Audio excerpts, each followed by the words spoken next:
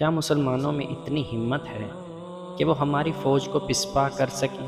Ardashir نے کہا، ان میں ہمت ہی نہیں بے پناہ جرت بھی ہے۔ کارن نے کہا، وہ اپنے عقیدے کے لیے لڑتے ہیں۔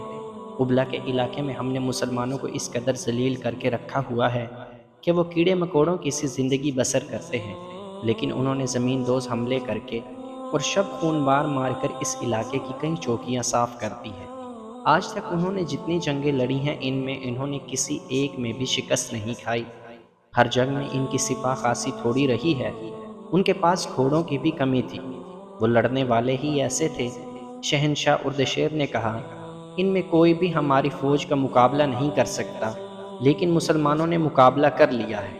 کارن نے کہا، اور ہمارا اتنا زبردست سالار ہرمز کمک مانگنے پر مجبور ہو گیا ہے۔ شہنشاہ فارس، دشمن کو اتنا حقیر نہیں جاننا چاہیے۔